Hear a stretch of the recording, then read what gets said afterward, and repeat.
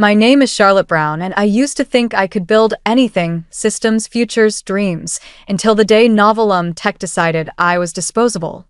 It was a rainy Tuesday in Seattle, the kind where the sky looks like it's holding a grudge, and I was staring at my laptop screen, waiting for the Zoom call to load. My apartment smelled like fresh coffee and damp cedar. My cat, Juniper, curled up on the couch beside me. I'd spent 3 years pouring my soul into Novellum's platform, coding late into the night, fixing bugs no one else could see, and building a system so tight it could run without blinking. But when Henry Voss, the new VP of engineering, flicked off his cheesy virtual beach background, I knew something was about to break. "There she is," Henry said, his voice dripping with the fake warmth of a used car salesman. He sat in his glass-walled office, probably sipping kombucha from a branded mug, looking like he'd just stepped out of a startup pitch deck. "Charlotte, we've appreciated your contributions," he started, leaning forward like he was about to sell me a timeshare. "But we're pivoting to a dynamic, team-first vision, and unfortunately, you haven't been aligning with that." My stomach twisted, not from shock, but from the sheer audacity. 3 years ago, I'd walked into Novelum as a scrappy coder from a small Oregon town, my mom's voice in my head. "Work hard, Charlotte. They'll see you." I taught myself Python in high school, hunched over a secondhand laptop, dreaming of a life bigger than our crumbling rental house. At Novelum, I built their entire backend from scratch. Identity stacks, cloud pipelines, even the sleek dashboard the sales team loved to flaunt. I'd worked weekends, skipped vacations, and smiled through meetings where Henry called my code cute or explained APIs like I was a toddler. And now this, a LinkedIn buzzword execution that I kept my face blank, my voice steady. "So, I'm out?" I asked, my fingers tightening around my coffee mug. Juniper stirred, sensing my tension. Henry nodded, his smile tight. "It's a strategic shift. HR will walk you through severance." A woman named Karen, with a voice like decaf latte, joined the call, droning about NDAs and exit protocols. I barely listened. My mind was already replaying the late nights, the emergency fixes, the times I'd saved their demos while Henry took credit. Novelum threw pizza parties when we burned out, promoted loudmouths who couldn't spell Kubernetes, and called it culture. I'd believed in their mission once, believed my code could make a difference. Now I felt like a fool. "Do you have any questions, Charlotte?" Karen asked. "Nope." "Thanks," I said, my voice flat as the Seattle skyline outside. I closed the laptop, stood up, and walked to my window. The rain streaked down, blurring the city lights. I wasn't shocked, just cold, like the steel of a knife left out overnight. But deep down, something else was stirring. Not anger, not yet. It was the quiet hum of knowing something they didn't. My system, the one they thought they could just hand off, wasn't just code. It was mine. And I'd built it to last, or to lock. I leaned against my kitchen counter that night, the rain tapping my Seattle apartment like a restless drummer. Juniper purred at my feet, oblivious to the storm brewing inside me. I'd built Novellum's platform to be unbreakable, identity stacks, build pipelines, cloud provisioning, even the admin dashboard's minimalist design that Henry once called fancy. Every piece was layered, secure, like a vault only I could open. And at the heart of it all was a single encryption key, one I generated on a USB drive I kept hidden behind a loose tile under my sink, next to a dusty bag of coffee grounds and a cracked mug from my mom. It wasn't revenge when I designed it that way. It was survival. I'd learned early that in tech, if you don't protect your work, someone else will claim it or break it. That key was my insurance. Not stored in some cloud vault, not scribbled in a shared doc, but air-gapped, untouchable. Without it, the system wouldn't authenticate. No logins, no builds, no demos. I'd warned Henry once, in a meeting he barely paid attention to, that consolidating permissions was reckless. "Charlotte, we need agility," he'd said, smirking like he'd invented the word. I'd nodded, kept quiet, and taped the USB drive under my sink that same night. Now, as I sipped my wine, I thought about the asset reassignment list I'd seen before closing my laptop. Next to Project Lead was a name, Liam Carter. Intern that I nearly laughed. Liam, the kid who once asked me if rebooting the server meant unplugging it. Sweet, eager Liam, who tagged me in Slack with memes about senior devs and thought he was hilarious. He was a college kid from Spokane, green as spring moss, probably thrilled to be in Seattle's tech scene. But handing him my system? That was like giving a toddler the keys to a Boeing jet. I didn't hate Liam, he was just a kid, but I felt a pang of something sharp. Betrayal, maybe, or just the weight of being erased. My mom's voice echoed again. They'll see you, Charlotte. Not this time. Mom, did I open my laptop, exported my email archive to a secure drive, and deleted my Novelum credentials with a calm I didn't feel. No goodbye post, no Slack emoji. Just silence. I pictured Henry in his corner office, probably bragging about streamlining the team, unaware that the platform he was betting his investor pitch on was about to choke without its heartbeat. I wasn't going to tell them about the key. Not yet. Let them dig their own grave. I closed my laptop, poured another glass of wine, and let the rain drown out the ache in my chest. A few days later, my phone pinged while I was rewatching Parks and Rec with Juniper sprawled across my lap. The email was from Liam Carter, subject line, "Quick question." I smirked, already knowing what was coming. "Hey Charlotte," he wrote. "Sorry to bother you, lol. Henry said you might know where the API credentials for the Jenkins pipeline are? Also, I tried deploying the staging containers, but I keep getting errors. Any tips? THX. He'd spelled Jenkins wrong and added a smiley face, like this was a group project and not a multi-million-dollar platform handling client data across the US. I pictured Liam in Novellum's open plan office, surrounded by ping-pong tables and overpriced cold brew, his Novelum hoodie too big for his lanky frame. He was probably sweating through it, staring at a terminal full of red error messages. Liam wasn't the enemy. He was just a kid thrown into a role he didn't understand, probably told by Henry to figure it out. But that didn't dull the sting. I'd spent years at Novelum, fixing crashes, teaching juniors, staying late to patch systems while Henry schmoozed investors. And now they thought Liam could replace me? The audacity burned that I didn't reply. Instead, I opened a folder on my laptop labeled Novelum Archive. Inside was every schematic I'd built, every version commit, every warning I'd sent about permissions and backups. I dragged Liam's email into a subfolder. Contact attempt number 1. I wasn't being cruel, just careful. My mom used to say, "Keep your receipts, Charlotte. People rewrite history when it suits them." She'd learned that the hard way, working double shifts as a nurse while her bosses took credit for her care. I wasn't going to let Novelum rewrite mine. I leaned back, the Seattle rain louder now, matching the pulse in my temples. Liam's email wasn't just a cry for help. It was proof they were already floundering. I felt a spark of something new, not quite anger, but close. Defiance. They'd thrown me out, handed my work to a kid who didn't know Docker from a dinner plate, and now they were begging for my help. I sipped my wine, let the spark grow, and decided to wait. The storm was coming, and I had the only umbrella. By the end of the week, my inbox was a graveyard of Novellum's desperation. Liam sent 2 more emails, each one shakier than the last. "Hey Charlotte, the staging environment won't deploy pass container hash 4. Any ideas?" Then, "I'm really stuck. Prod is throwing timeout errors. Please help." No smiley faces this time. I could feel his panic through the screen, a kid drowning in code he didn't understand. Part of me wanted to help. Liam was just a pawn, after all, but another part, the part that still stung from Henry's smug Zoom call, kept my fingers off the keyboard. I wasn't sabotaging anything. I'd built Novellum's platform to be secure, not fragile. Every microservice, every token, every vault was designed to lock down if mishandled.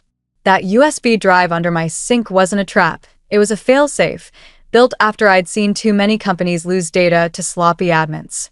But I'd warned Henry, in a 40-page handoff doc he never read, that the system needed careful handling. He'd laughed, called me overly cautious, and now his agile team was tripping over their own feet.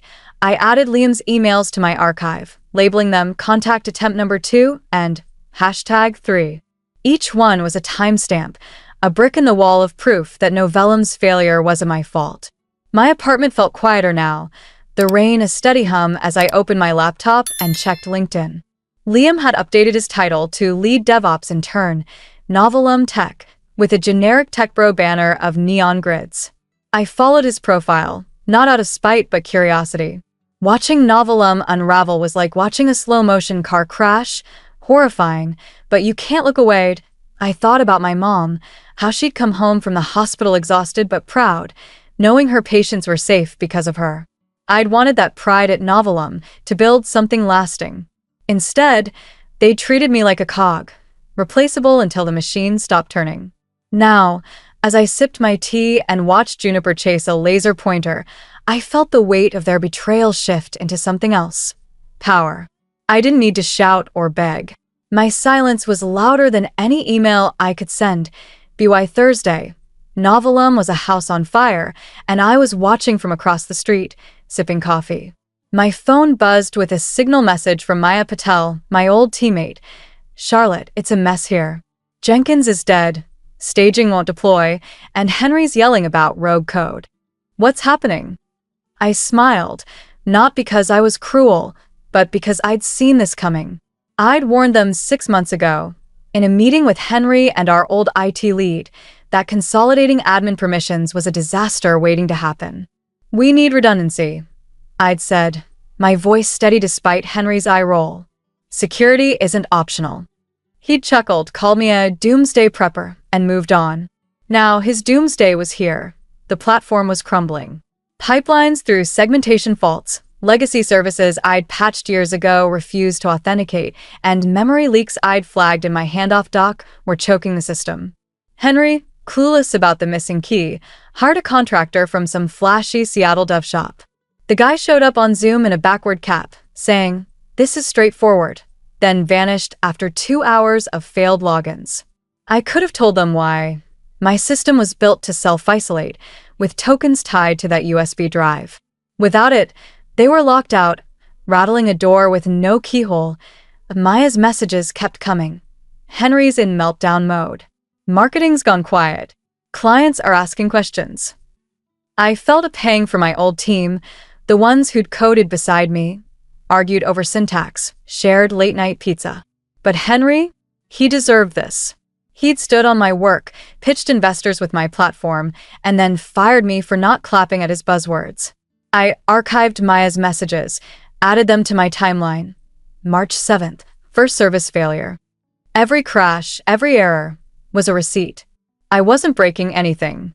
I was just letting gravity do its job. That night, I sat on my couch, the Seattle skyline glittering through the rain. Juniper curled up beside me, and I felt a flicker of guilt for Liam, stuck in Henry's mess. But I pushed it down. This wasn't about him.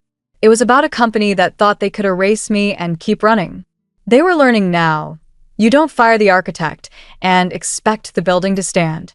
Friday morning, my phone buzzed with an email from Novellum's HR subject, system issues and compliance concerns.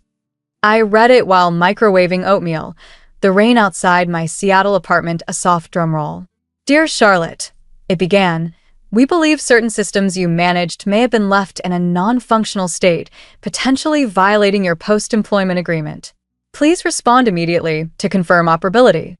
It was signed by Karen from People Operations, a title so fluffy it could have been a pillow. I laughed, a sharp sound that startled Juniper. They were accusing me of sabotage? After I'd spent years saving their platform from crashes, unpaid weekends patching code, while Henry golfed with investors? The audacity hit like a slap. My mom's voice echoed. They'll try to rewrite history, Charlotte. Keep your receipts. I opened my laptop, found the handoff document I'd sent 3 months ago, 45 pages of detailed protocols, backup policies, and bolded warnings about permissions. I'd told Henry in a Slack thread, single admin roles are a single point of failure. His reply? A shrugging gif. Now they were threatening me with legal action? I sipped my coffee, my heart racing but not from fear. It was defiance, hot and steady. I hit forward, attached the document, titled Novellum System Transition, full export, and sent it to Karen with no message. Let the receipts speak. I built that platform to be secure, not a toy for interns to break. The encryption key, safe under my sink, wasn't sabotage, it was insurance. They'd ignored my warnings, handed my work to Liam, and now they were scrambling to pin their mess on me. I leaned back, the rain louder now, washing away the last of my guilt. I thought of my mom, working night shifts to keep us afloat, never complaining but always reminding me to stand tall. Novelum thought they could scare me with corporate jargon, but they didn't know me. I wasn't just a coder. I was the woman who'd built their empire, and I wasn't going to beg for their forgiveness. They'd learn soon enough. You can't threaten someone who's already holding all the cards. By Monday, Liam's emails were unraveling. His latest, sent at 4:37 a.m., was raw. Charlotte, I'm begging. I didn't know they were firing you. Henry said the system would run itself. Nothing works. Prod crashed today. I'm not the enemy. I'm just trying not to lose my internship. No emojis, no LOL.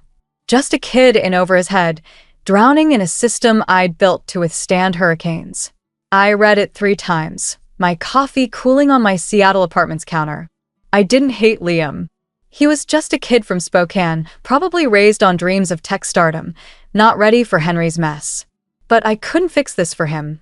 Not yet. Then came the messages from my old team. Maya on Signal. Charlotte, Henry's losing it. He's blaming you for booby-trapping the code. Cal looks like he hasn't slept in days. Nate, the DevOps guy who loved arguing about semicolons, emailed. You were always ahead of us. Should have said it sooner. Even Aria, a product manager I'd once helped save a demo, messaged. Saw the chaos. You deserved better. Still rooting for you. Their words hit hard, not because I needed validation, but because they saw me. The quiet coder who'd kept Novelum running while Henry took bows. I added their messages to my archive, labeled support notes. Each one was a reminder. I wasn't alone. My mom used to say, the truth finds its friends, Charlotte. Now, the truth was spreading, whispered in Slack channels and encrypted chats. Novelum was spiraling, client data lost, backups failing, Henry ranting about rogue code, while Liam begged for help. I felt a pang for Liam, stuck in a fire he didn't start. But this wasn't about him. It was about a company that thought they could erase me and keep my work. I closed my laptop, the rain outside a steady pulse. I wasn't angry anymore. I was ready. The demo was days away, and I knew what was coming. They didn't. Thursday night, Liam's final email landed. Charlotte, the demo's tomorrow. If it fails, they'll blame me. Please, where's the key? I'm begging for mercy. I stared at the screen, my Seattle apartment quiet except for the rain's soft patter. Juniper slept on the couch, oblivious to the weight of his words. I typed a reply. Liam, this was never your fault. They threw you into a fire they started. I paused, then deleted it. Instead, I wrote, you're not to blame. They should have valued what they had. I hit send, closed my laptop, and walked to my balcony. The Seattle skyline glowed, the space needle-sharp against the clouds. I felt steady, whole, like I'd finally shed Novelum's betrayal. Friday, 11 a.m., demo day. I didn't watch the live stream right away. I was in my new office at a Seattle AI startup, sipping coffee from a mug that said, "Code is poetry." My new team, calm, respectful, actually reading my commits, had welcomed me with a succulent and a title, Principal Systems Architect. They listened when I flagged a permissions issue, fixed it before lunch. It was a world away from Novelum's chaos, and I felt like I could breathe again. AT 1106, Maya texted. It's happening. They're live.